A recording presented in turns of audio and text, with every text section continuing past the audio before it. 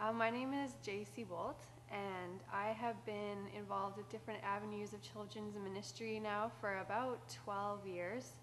I first started out when I finished high school. I went to New York, and I was involved in a ministry there called Metro Ministries, and it's in Brooklyn, New York, and it's a ministry to children in the inner city. In New York, I discovered that I was very passionate about working with children, and especially with children in underprivileged environments and circumstances. I felt something very strong that would grow inside of me when I was confronted with issues that these kids were facing, and felt a real passion to defend and to fight for kids that didn't have a voice. Through my time there, I had an opportunity to go to an orphanage in Haiti. There was a partnership there for a while, and I was equally moved by the circumstances that kids were living in there, and yeah, I just became really inspired and passionate about that form of ministry to children in the orphanage and to kids on the streets. I started writing spoken word about 5 years ago. I really believe that God is creative, and He is always looking for different ways to communicate the same message that He's been trying to for hundreds of years. And it was one night that I was reading something before I went to bed, and as I shut off my light and tried to go to sleep, I just felt all of a sudden a story coming into my heart that I knew it wasn't something I was coming up with. And I woke up in the night and I just started writing and writing and writing and writing this whole, almost like a dialogue that God was having with me, and not audibly, but I could feel in my heart that something was coming out of me that I wasn't just making up. And I woke up in the morning and read it, and it was kind of like, it felt like a poetry, but it was definitely something different. It was something more maybe rhythmic, and it was something that it wasn't just like a heady poem. It was something that it was from very deep within.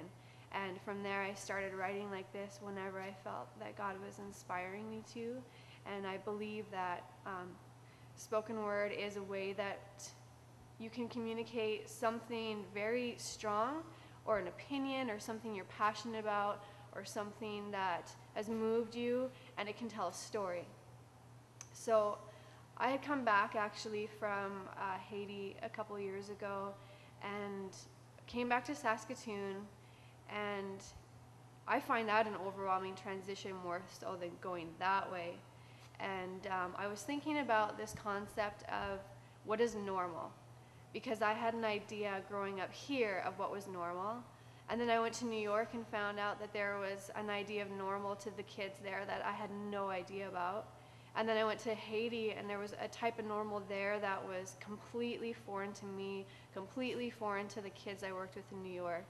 And I started thinking about normality, and one story stood out to me. A girl in Haiti who came to our orphanage was brought there by a neighbor who had found her abandoned in a hut, and she was about 5, and she was only 19 pounds, and she was near death and couldn't walk and had no form of speech, and yet that was normal for her, and I couldn't get my head around that. And then I started thinking about some of the kids I had worked with in New York, and on several occasions I had a chance to speak to some kids who said they have voices in their head at night and through the day that tell them things like, you should kill yourself, you'll never amount to anything, or just really strong voices that would, yeah, really, it was like an attack on their spirit. And so I decided that I wanted to attack this issue of normality through spoken word, and I feel like God inspired me and gave me the ideas and the words to communicate what normality is, and what I've decided that I want my normality to be. And that is that my normal, I choose to be that I will always commit my life and my heart to reaching kids who face a normal that is devastating.